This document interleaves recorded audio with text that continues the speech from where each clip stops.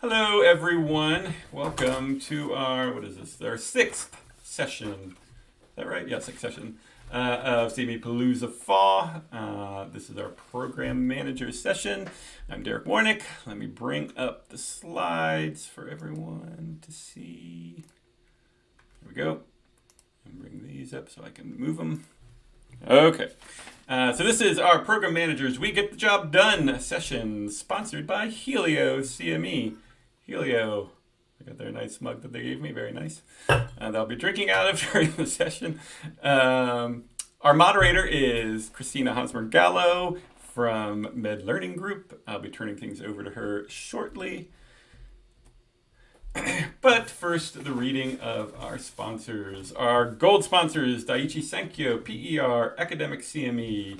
Our silver sponsors, Peer Audience, Medscape Education, Clinical Care Options, PCE, Haymarket Medical Education, Helio CME, Projects and Knowledge, and Platform Q Health Education. You know, I'm going to bring myself up full screen because I have to show something really quickly. So as part of one of the promotions we had, this was Scott's idea, was that we would take swag from people and if they could send us things and we would wear them. And Platform Q sent us these, I can't even get to the right side, these very nice sweatshirts. And it is a sweatshirt and it is hot in my office, so I am not wearing it. So here you go. I didn't know with all the windows shut and everything that I'd be sweating, so no one wants to see that. So I have it draped over my back. That's as good as I got for now. Okay, let's move on through these. Oh, I was telling you the sponsors and I never even brought them up. This is what happens when we have too many things going on at once. Okay, here they all are. And Platform Q Health. Moving on to bronze sponsors. PVI, Catalyst Medical Education, CMEology, Academy for Continuing Healthcare Learning, Vindico Medical Education, Paradigm, Postgraduate Institute for Medicine, Global Education Group, CE Outcomes, Integrity Continuing Education, Answers in CME, RMEI, Access Medical Education, MedIQ, Integritas, InfoGraphEd, Free CME, Med Learning Group, Primary Care Network, Prova Education, Red Med Ed, Peer Voice, CME Outfitters. There are two ways that you can ask questions. We've been getting a good amount of questions, so feel free to use either of these. We have our CME Palooza text line, which is 267-666-0CME. And you can also tweet your question using the CME Palooza hashtag. I will be monitoring both of those and giving questions. And then our speaker disclosure. Any opinions, discussions, and or conclusions expressed are those of our panelists. Hold on a second. Why is this running? Let's go back. Okay. Opinions, discussions, and or conclusions expressed are those of our panelists and do not represent an endorsement by or a position of their employer, its parent company, or affiliates. Hold on a second. You know what, Christine, I'm going to send this over to you, and I'm going to re-bring up the slides because something is moving them forward. Sorry about that. Okay, no problem. So at this point, I will turn it over to Christina, All right, and I will figure out the slides. Thanks. I am Christina Gallo, and I'm the Senior Vice President of Educational Development and Operations at Med Learning Group. I have been invested in CME for over 20 years, and in my role at MLG, I oversee the design, rollout, and implementation of all of MLG's programming on both a national and global level. The session you're participating in today was designed with the knowledge that program management means different things within different organizations. The role of a program manager at a MEC may be different than the role of a program or educational manager at a hospital. Despite the differences, though, you will see from our 4 case studies, there are many themes that are actually common between whatever organization you're at. Program managers are the gatekeepers of the information, and they know what is coming in and what is going out. And probably 9 out of 10 times you can guess who the program manager is on the team because they're the ones that are keeping you on time and keeping you on task. So these 4 cases that we're going to be talking today are very different and represent a good mix of what challenges program managers face. Each case will be presented and we'll have a brief panel discussion right after it. So please feel free to send in questions at any time, like Derek said. Our first case up will be Stephanie, who is a program manager at Integrity Continuing Education. Stephanie is new to the industry starting in June 2018, so her focus will be on how to deal with challenges without extensive experience in CME. Our second case up will be Brandon, who serves as a project manager at CE Outcomes. Brandon is responsible for the coordination of work coming in and being produced for the clients, and works with and leads a team of project managers to complete all the projects. His case will focus on the challenges associated with a global needs assessment project. Our third case comes from Alexis, who is a senior project manager for Paradigm Medical Communications. Alexis has been working in the medical meetings industry for the last 15 years. And as a program manager, she oversees the program management for live, virtual, and enduring continuing medical education programs. Her case will focus on how COVID impacted a grand round series she was conducting at the start of the pandemic. And our final case comes from Kimberly, who in addition to being a nurse, is also an accredited education manager for the East Tennessee Children's Hospital, a 154-bed community hospital serving the greater East Tennessee region. Kimberly works within the Organizational Development and Learning Office. She will present a case on how vision casting changed her department. So that's kind of everybody in a nutshell, and we're going to start off with Stephanie's case. Stephanie, this is to you. Thank you, Christina. You can go to the next slide, Derek. So you work for a smaller size med as a PM. On the right-hand side, you can see all the different responsibilities you have because you work for a smaller company. You do have a bit more responsibility than somebody who might work at a larger company with more departments. Although you are responsible for the execution of live, virtual, and enduring programs and all the different facets that go into them, you work alongside a design team, business development team, medical writers, and program supervisors. And because of all the different things you have going on, you have a lot of responsibility, you have a lot of projects happening, you're feeling a bit overwhelmed and struggling to balance it all while also successfully executing your projects. To top it off, you have a program coming up in 2 weeks that the content just got delayed for. So I think the nature of program management is important to be adaptable. No matter how good of a program manager you are, there is something bound to go wrong, whether it's in or out of your control. So I'm going to dive in a little bit more to talk about one, being spread thin and kind of how to prepare yourself for when a problem does arise, and then actually solving the problem at hand. Next slide. So some of the things that I think are very important to prepare yourself is knowing your projects from the start. Read the grant, understand what's involved, know if there's a change of scope, which has been pretty common in the age of COVID, have a kickoff meeting with your project team and get everything that you need up front so that you can better prepare instead of getting information in piecemeal throughout the project, which can sometimes delay things and mess up your program timeline. This can allow you to look at the bigger picture, think ahead, create project timelines, and get creative with your approach. Looking at the bigger picture can also help you to understand and meet the needs of your project team and the company as a whole as you work throughout a project. Sometimes we might feel like, oh, this stupid program, and feel frustrated with certain things, but you really are a reflection of your company. So just remembering that as you're working throughout your programs. Once you know all the components of the project, create a timeline for the bigger pieces, content, design, enduring launch, and all of those things. But also make sure that you create space for error. This can help you to avoid stress down the line. Another important piece is prioritizing. Although this seems like a no-brainer, sometimes when you look at the project as a whole and all that needs to get done, it can feel overwhelming. So prioritizing can help this. Go through your projects, figure out what's urgent, what needs to get done today, what needs to get done tomorrow, what needs to get done by the end of the week.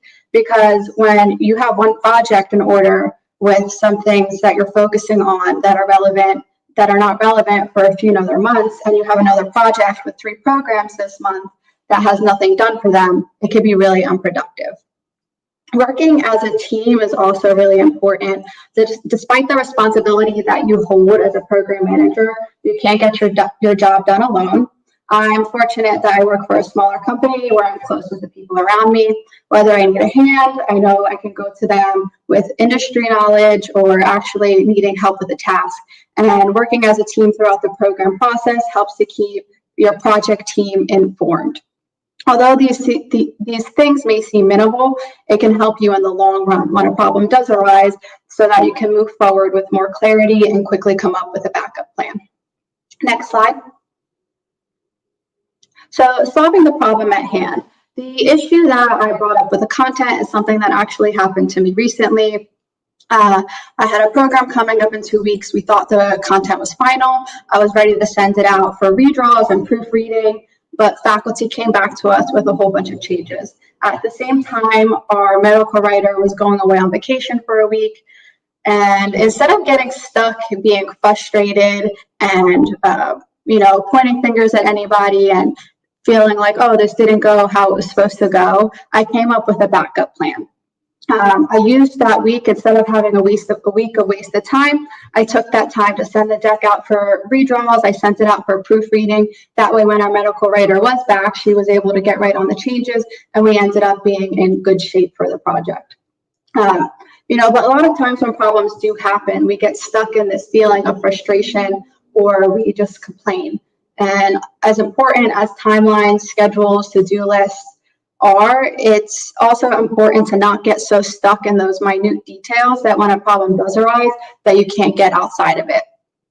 Taking ownership, as you could see, I didn't point fingers at anybody. I took control of the problem. I communicated with my project team, made sure that everybody was informed so that everybody, there was no confusion. Here's the problem, but it's getting handled. Don't worry about it. And most importantly, I think, is remaining open-minded, whether it's managing the day-to-day or having to come up with a solution to a problem.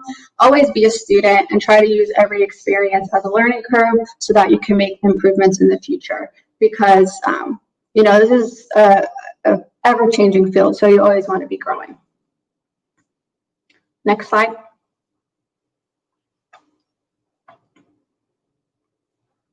Okay, great. That was awesome. We do have a few questions that came in. One is, what do you use as a prioritization tool within your organization or you yourself use? So personally, I have lots of lists. Another piece that helps me is, so we report weekly to our project team.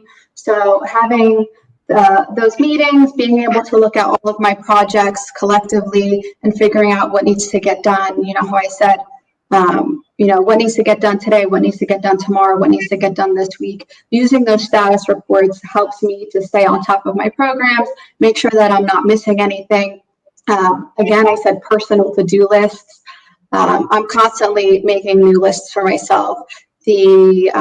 My day-to-day is constantly changing, especially if a problem does come up. I'm constantly reordering my list, figuring out what needs to get done.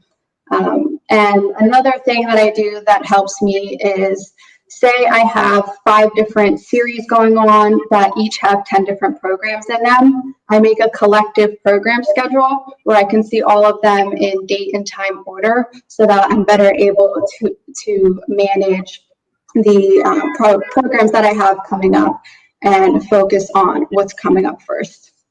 Great. And one other question that came is, are all of your team members geographically local? And if not, how do you handle? Obviously, this is a little bit different considering everybody's probably working still from their homes, but how do you answer that one?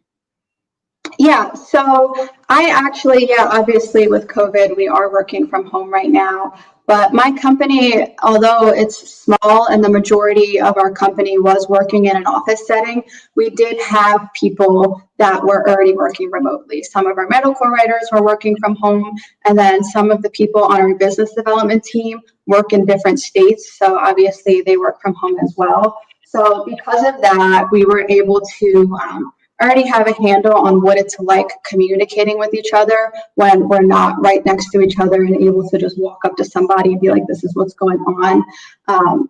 Sometimes just a phone call is the easiest way for me, being able to call them and say, hey, this is what's going on, just wanted to give you an update, or providing a cohesive email. And we also use, in our company, we use Slack. So if it's just something quick, we can communicate with that. That's great. Thank you. All right. Let's bring it and turn it over to Brandon.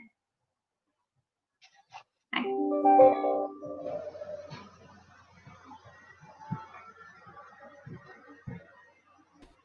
Brandon, I think you're muted.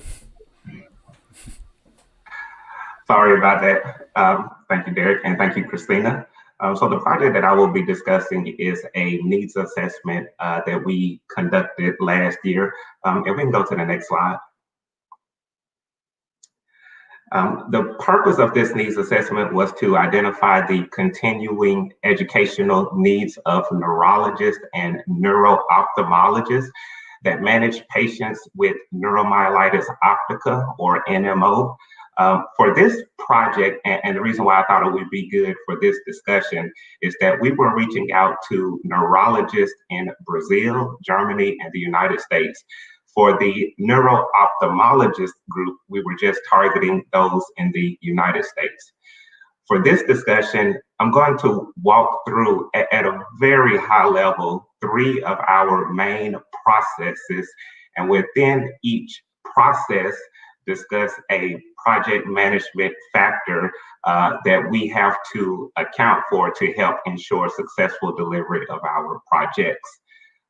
So the first process will be survey development, where we will touch on resource management. The second process will be data collection.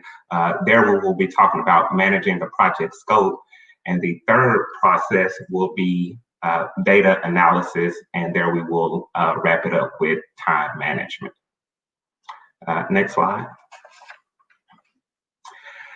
So our first process or phase is to develop our survey that will be used as part of this study. And just to catch everyone up and get everyone on the same page, before any work is started, all of our signed agreements are in place, and we've held a kickoff call with the appropriate stakeholders to capture their expectations for this study. So we have objectives before we begin actual work on our studies. But for this phase, our first step is to identify and work with a medical expert to create the survey. After the survey is created, it is then pilot tested with members of the target audience. So in this case, we will reach out to a couple of neurologists and just review the survey with them to review the quality of the survey in its current state. Following those interviews,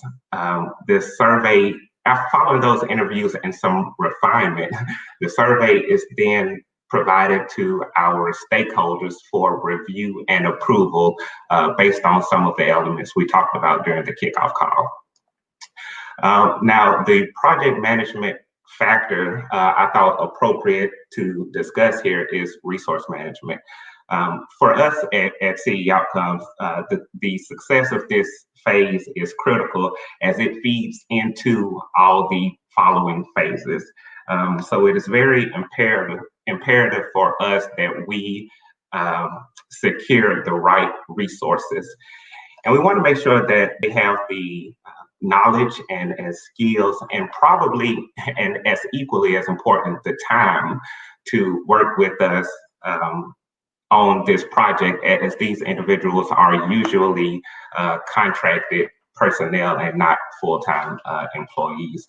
And we do have a process for identifying our medical experts. There is certain criteria that they have to meet before we agree to work with them. I don't really have the time to go through all of that at this time, but there is a system in place to ensure that we are identifying and securing the right resources. Next slide. All right, so our next phase is data collection. So here, the survey from the previous phase has been approved and it is programmed and tested into our online survey platform. One thing, for countries that are outside of the United States, I mentioned this study includes Brazil and Germany. For those countries, we contract that out to a third party to perform that data collection, but they follow a similar process as we have for the data collection of the U.S. participants, which includes building and testing the survey and then soft launching the survey. For this particular project, the data was collected using two methods. First, looking at that middle chart, the vast majority of the data was collected using the online survey platform. However, the neuro-ophthalmologist data was collected through phone interviews, during which those phone discussions were recorded and later sent to be transcribed. The project element that I thought would be good to discuss here was maintaining the project scope. And this is probably the most common and obvious factor that we as project managers are responsible for adhering to. But essentially, when we talk about maintaining the project scope, we're saying, did you do what you said you would do? So for us, that means, did we collect responses from the right audience? So did we collect responses from neurologists and neuro-ophthalmologists? Did we collect the right number of responses from each of those groups? Did we collect the right responses from the appropriate countries? Some of those type of elements. So maintaining the project scope is something that extends the duration of the project lifecycle. So it's very vital to identify what's in the scope and what's outside of the scope at the onset of a project. And we have to remember that budget is also tied to scope. So if you spend money on items that are outside of the scope, you won't have the budget to perform the work for those items that are inside of the scope. So it's very important, again, to know what's required of your project. And we can go to the next slide. And the third process here is data analysis. So once all the data is collected from the previous process, the previous slide, we have to perform our data calculations.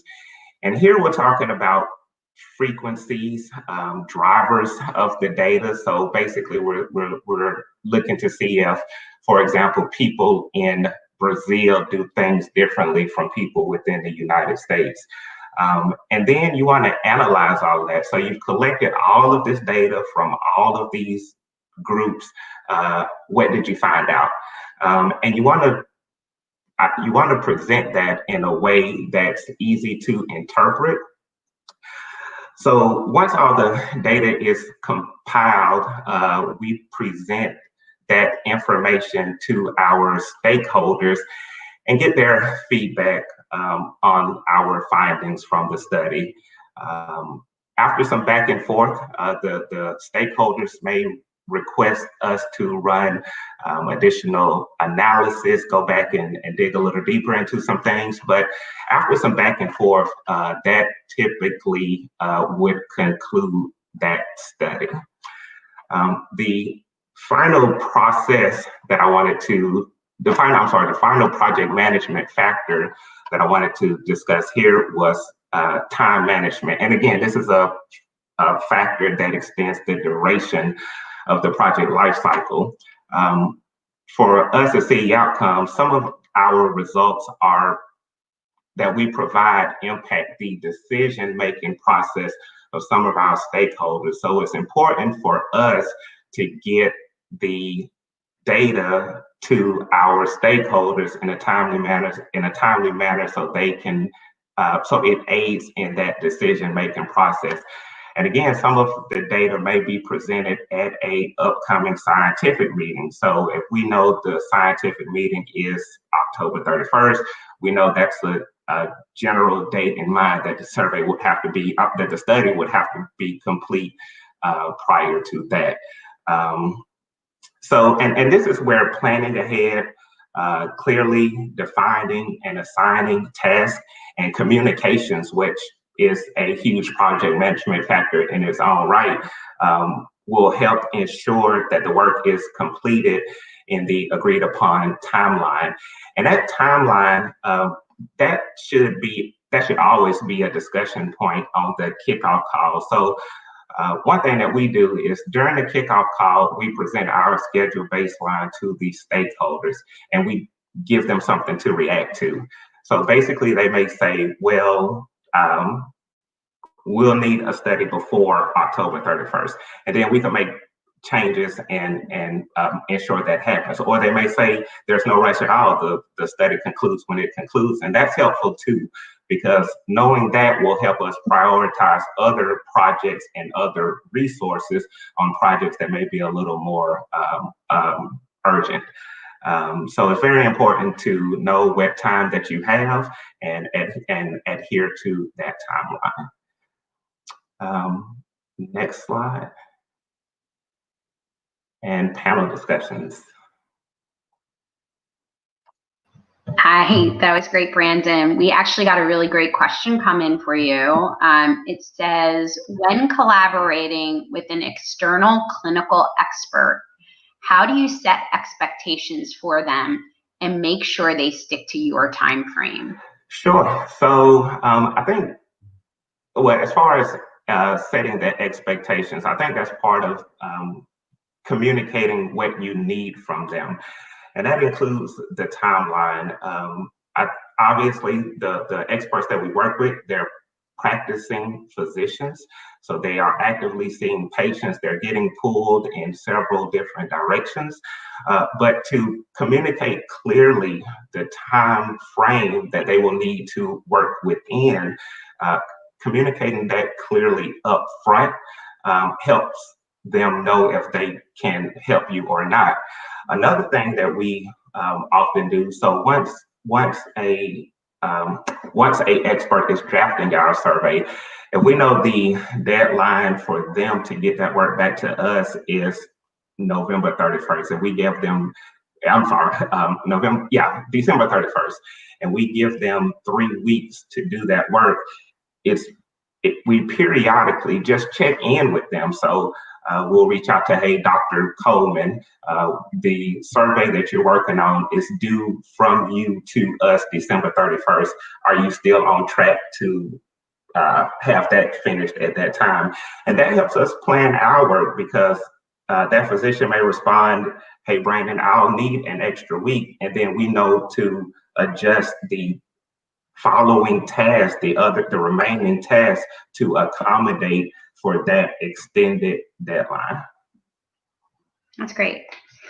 Another question we have is, what tools do you use to prevent scope creep?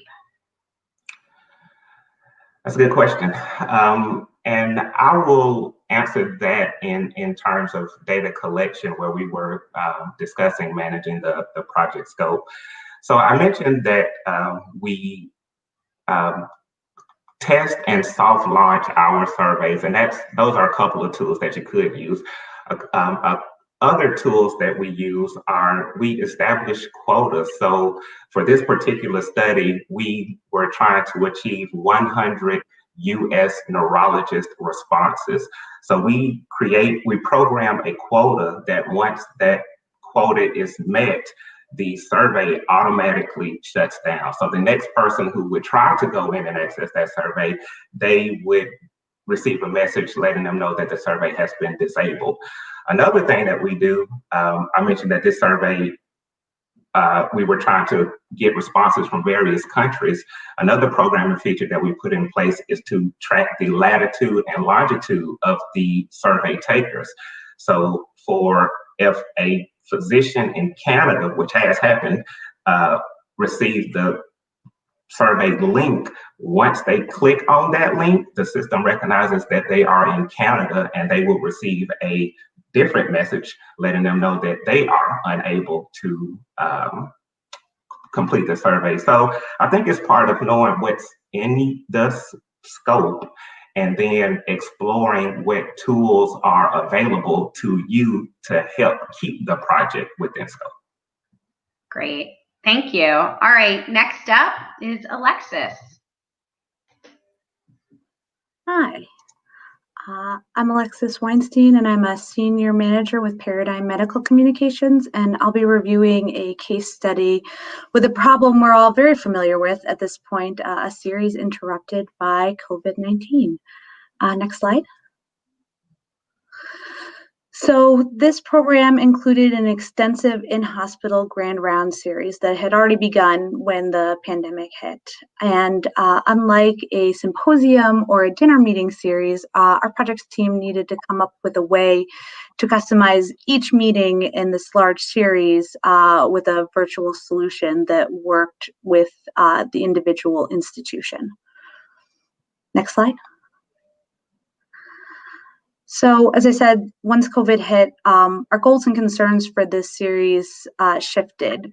We needed a custom solution for each of the hospitals we were partnering with, as well as continued to move forward with booking additional meetings in this new platform.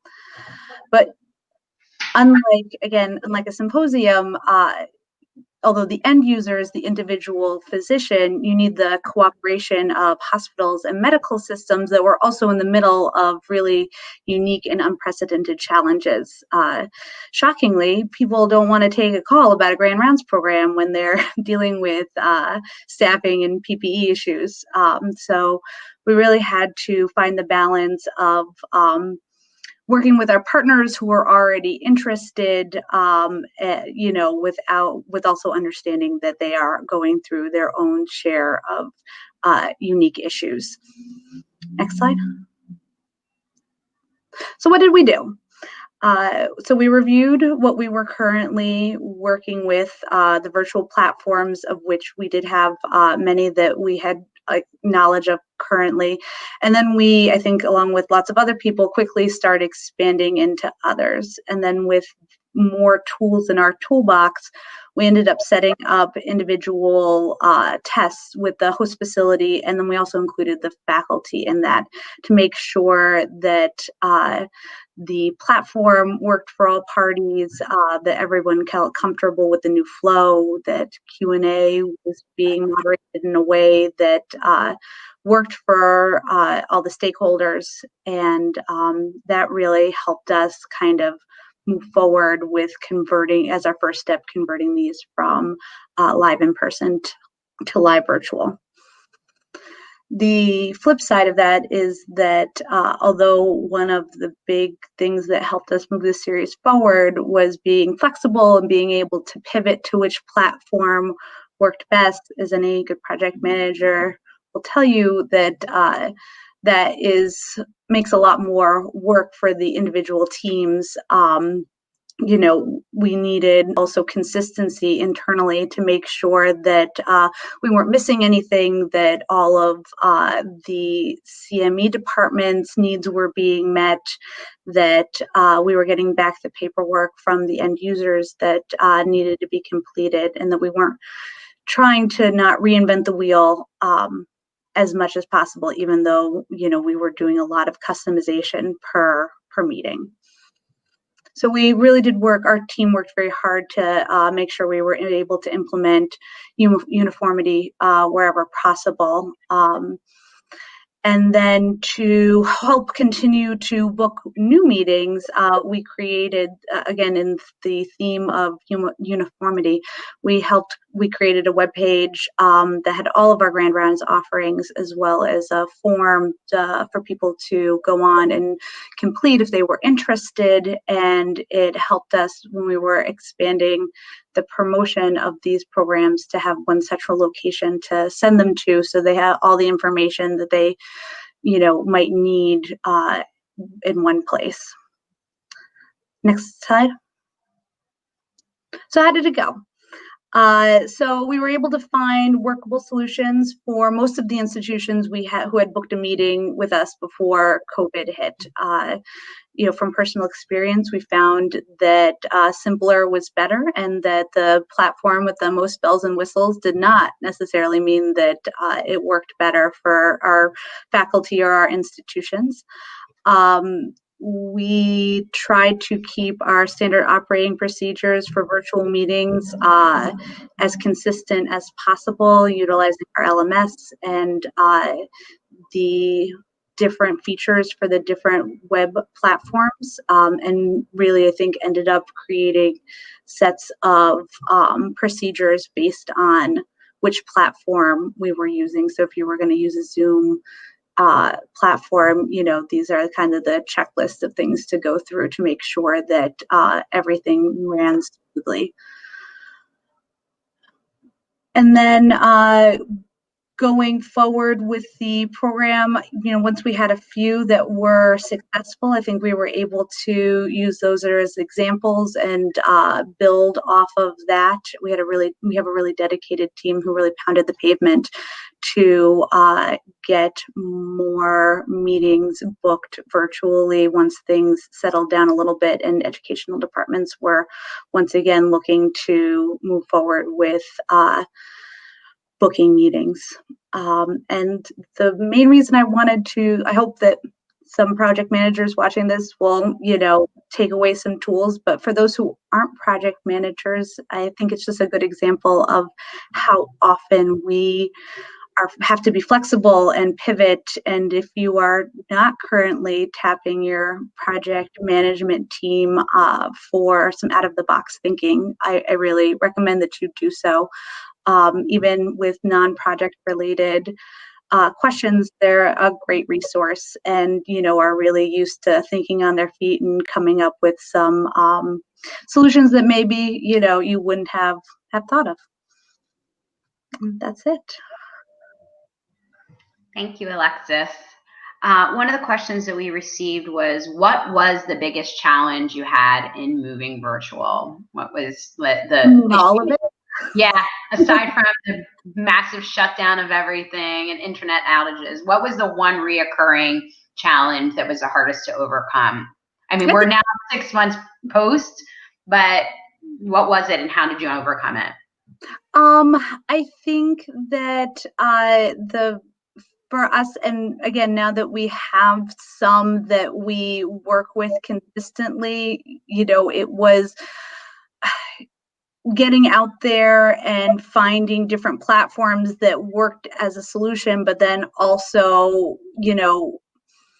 having a set of internal procedures that made sure because we work as a team, and it's not just one person who's implementing, the links, into the LMS, or who's making sure that all of the criteria is being met. You need to make sure that everything is consistent. But when you have this platform you can download materials, this platform you can't, this platform, allows everybody to be muted as they walk, as they enter. This one doesn't, to be flexible, but also to internally have consistency. I think developing a series of kind of operational guidelines based on platform helped with that. And then also just being more and more familiar with them as time went on. And another question, what impact do you see the solutions that you've implemented post-COVID? I mean, I don't know, I speak from my own experience, I'm not seeing a whole lot of hospitals allowing people to come back in to do grand rounds, but let's hope it eventually does change. Do you see any of these being more of lasting solutions, or? I think that I could see, people being more willing to have, live or die with a live program. If there's a KOL that you really like to see come to your hospital, I think that you're going to see people more willing to accept a virtual solution, and that KOL maybe be more willing to speak at, a virtual institution that they wouldn't necessarily, they're not going to go from California to Georgia, for a one-off Grand Rounds meeting, but they might log in and talk to them that way. And so I think that you'll see a bit more of that the days of, this has to be live in person are going to go away. It won't go away completely. There'll certainly be always need, I think, for live meetings in general will hopefully come back, knock on wood, but I think that there'll be more of a hybrid for a long time moving forward. Okay, perfect. All right, let's now turn it over to Kimberly. Great. Hello, everyone. I'm Kimberly Campbell, and I'm happy to be representing East Tennessee Children's Hospital today. My team that I'm going to be talking about is responsible for all accredited education for our organization, and our two biggest customers are nurses and physicians. So we do both continuing or nursing continuing professional development as well as CME. So today I'm going to talk about vision casting, as the title slide says, and I think I confused folks with that verbiage. So I just want to let you know that vision casting for us is just a way of saying strategic planning.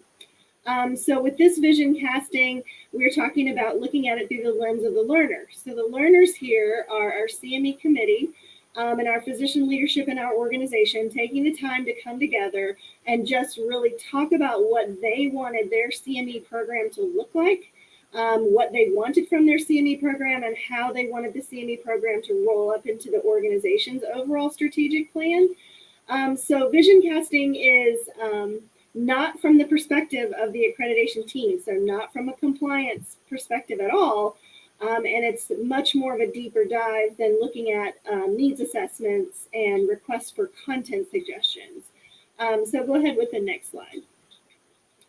So with vision casting, or why did vision casting start? It started as a result of a need to readjust for us as an organization. We had both internal and external factors. Externally, the accreditation team experienced a staffing decrease of 40%. So that was very significant. Additionally, internally, as an accreditation team, we were seeing a steady decline in our provider engagement. So those were two of the largest factors that kind of brought us to the place of recognizing we needed to readjust and do so quickly. So in early 2017, we pulled together our CME committee, additional members of the physician group at our hospital and our physician leaders, and all got in a big room for a day or two and just kind of talked about the CME program. The goal statement is what you see listed on your slide. We wanted to see what were the priorities for the CME program as it functioned within the larger hospital context. Also, how could we support the surrounding communities in the context of their work? So we did this in 2017 for the first time. And as you can see, there's a 2019 date up there as well, just to let you know we did this again at the end of 2019. And our goal statement got even more streamlined as we learned from our first try at it. Go ahead with the next slide. So as a result of our readjusting, we had to reinvent. And the first thing that we had to do is come back and look at what the priorities were that the learner group determined.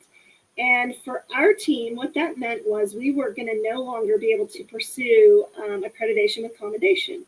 And so we had to adjust to that. We actually talked with the physicians about what this designation meant to us as CME providers. And while they understood that it would be important for us to have that highest professional designation, they were very forthright and said it really wasn't that important to them. It was more important to them for us to be able to provide the things that we would need to do so that they could accomplish what they wanted to accomplish.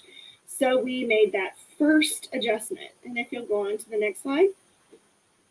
Reinvention also has included several things over the years. So one thing, our providers wanted the ability to have internet enduring materials, and we had tried to build an in-house version of that on our learning management system, and it just was not user-friendly.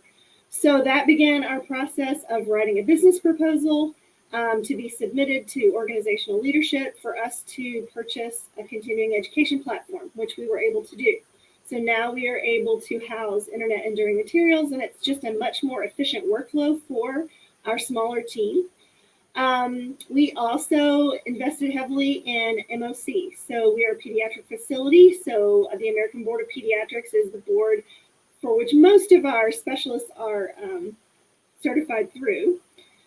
So we began to offer MOC 2 points for almost all of our activities. They come with MOC 2 points, and then we also became it's called a portfolio sponsor with the American Board of Pediatrics, and so we offer Part 4 activities in our organization as well.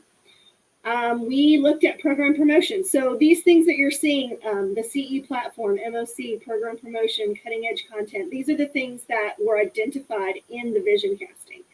So program promotion has included a lot of things. We developed a brochure. We are now an integral part of the onboarding process for new providers. We meet with them. We go over the CE platform. We give them a brochure that describes continuing education, talks about all the MOC offerings. We started an Instagram account. We've actually tried Instagram, Twitter, and Facebook.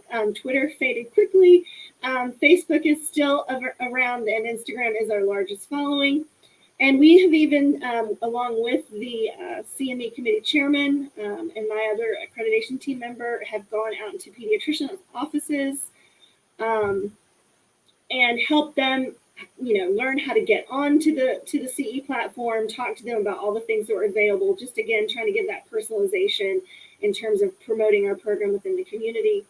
And one of the things they identified was cutting edge content. And I'm happy to say we were able to bring a physician from the Children's Hospital of Philadelphia recently, and she covered multi-system inflammatory syndrome in children, which is a very current issue. So we've been able to do those things in terms of our reinvention of our program. Next slide.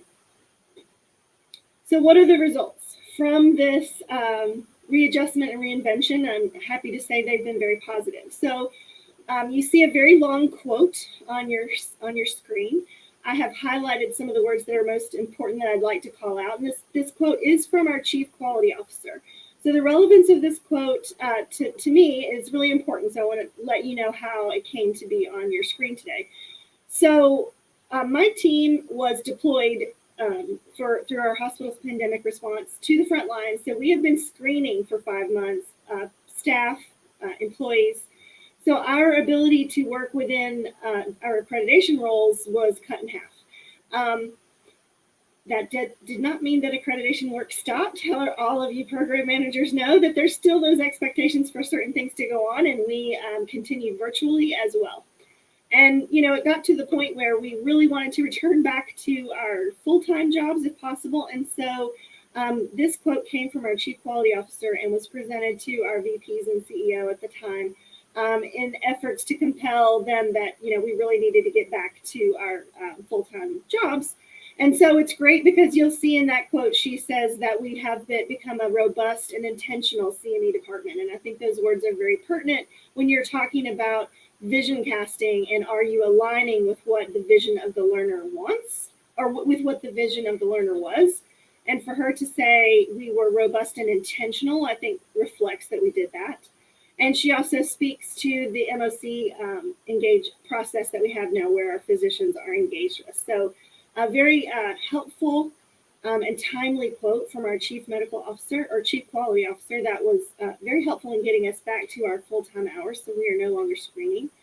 Also, as far as our results go, we are definitely seeing a favorable trend in our provider participation despite COVID. And we awarded 967 MOC 2 points in 2019, and we don't have that data currently for 2020 yet. And if you'll turn to the next slide. Just a couple of takeaways to remember if you are a program like ours. Vision casting is going to provide a direct path for you to be able to align your work with the priorities of the learners. And hopefully that's going to result in a more dedicated learner community. They're going to be receptively positive to what you're doing because you're meeting their needs. It also has helped us with prioritization. So when requests come in, if they don't align with the current vision casting goals, then we have something to stand on so that we can more gently say no at this time, if that makes any sense. And in terms of being able to have reportable outcomes, our vision casting provides a framework for that. So we know what we're working on, we know what we're going to report out to our organizational leadership in the ways that we achieve these different goals over this time frame. So that's it. Does anybody have any questions? Unmuted. We did get a great question for you. What commendation items had to be cut to meet the new organizational goals, and why? Well, so we achieved accreditation with commendation once, and we were in our next reaccreditation cycle when this decision was made. And so it was just a decision to not pursue the new accreditation with commendation menu as right when everything was switching from the old criteria to the new menu of choices. And we just decided that we would stick with trying to achieve commendation. We did decide and discuss with ourselves that we knew how to put together a good program, and we know how to use the elements that a hospital has, our quality department. We have an analyst, and we know how to put together a good program, and we were still going to do that and still have reportable outcomes for our organization. But we needed to focus our concentrated efforts in developing MOC as far as we could take it. So I don't know that I can answer specific things that we let go. We just decided not to move forward into seeking commendation with the new menu of criteria. That's great. Okay, so we did get some great questions for the whole panel. And some of the ones that I'd like to ask, the first one that came in that is really cool is, what project management software or apps do you use or recommend? I know some people are muted, so Brandon, Alexis, Stephanie, if you want to unmute, if you have a recommendation of software apps that you use. I can speak to that. Okay. We use Teamwork for project management. Okay. Alexis, it looks like you. I've used a bunch. As I say, we've used Slack. I've used Basecamp. I would say that they're all slightly different. So, you have to do your research to make sure which would work best for you. And my biggest recommendation is just to make sure that all the stakeholders are on board. Project management software doesn't really work. You still have the one outlier sending 47 emails in Outlook. If people aren't going to use it, it's just going to end up spending more of your project manager's time entering double information. So this is my only little wisdom. I would agree with that, and I think that's probably a lot harder to get a software into a system. Maybe like Stephanie, you're a smaller company. I know we're a smaller company. People are used to, in a small company, doing things their own way. It is a challenge to get everybody to move on to one software. I think they work really well in larger organizations. I know we have some challenges bringing software apps of how people should do business into a small setting. Stephanie, what do you feel about that? Yeah, I agree with Alexis. We use Basecamp, but I think more important than what software you use, to make sure that you're using it the right way. So like you said, you don't get stuck wasting time and only focus on that instead of doing what you're actually supposed to do. Maybe use it for the hot items. Also use it to kind of communicate with people that you don't work with every single day. We use it a lot for design elements, which works well. But like I said, most importantly, I think it's how you use it more than what Brandon, did you have something you wanted to add? Yeah, I was just going to say, as far as the software, we have recently, we've used Clarizen in the past, and right now we're actually exploring what capabilities there are in Microsoft Teams to help manage our project. So it's new, but we're working our way through what features are available to us to help keep our projects on track. I think we may have time for one more quick question. And I think this one's an interesting one. Where in your project plans are timelines most likely to get out of hand? Like getting faculty on board, content development, reviews.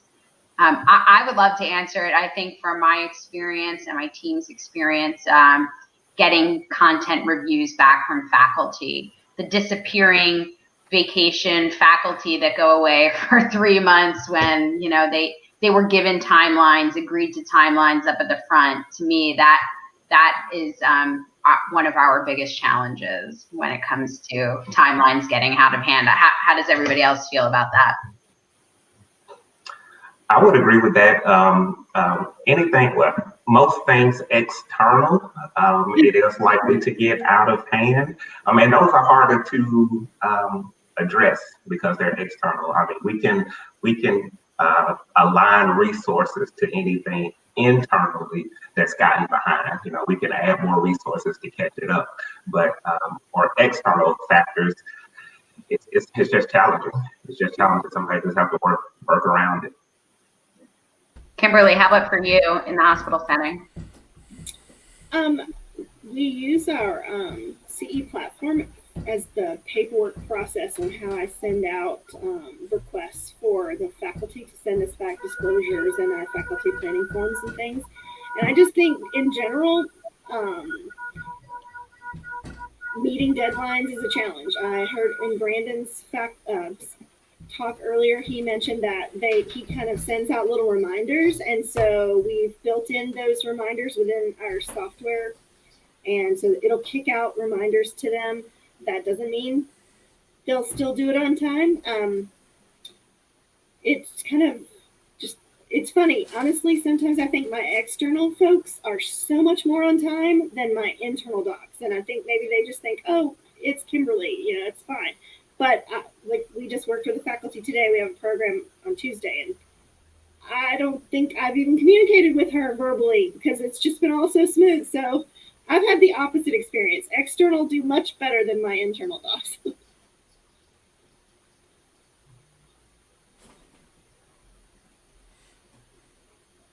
Uh-oh.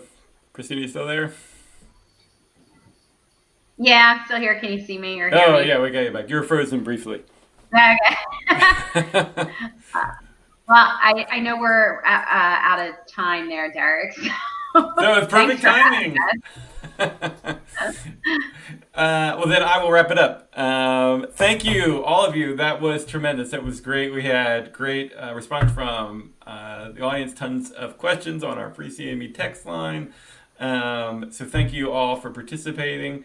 I'm going to go, let me bring up my slides here. My closing slides. So please, if you have a moment, we have a survey we would love for you to take. It is on the live tab. It's near the bottom. Just click on it. It's only 7 questions. This session we have right now is a direct result of feedback that we got on this survey. People asking us that they wanted sessions dealing with program managers. And it was great. So great suggestion. We do use your suggestions. And then the last, there we go. To view the next session coming up at 3 o'clock is our afternoon snack session sponsored by Academic CME. The CE report card, rating the industry performance in a virtual world. And I, of course, will give a plug for the 4 p.m. session, CME Pop Trivia. Stick around for that one. It'll be fun. There will be prizes. There'll be all sorts of things going on. So let me bring everyone back up here so we can say official goodbye. Great. Thanks again, everyone. You guys, I'm going to ask to stick on the line just 1 second. Everyone else, I will see you later on, and I will end the broadcast.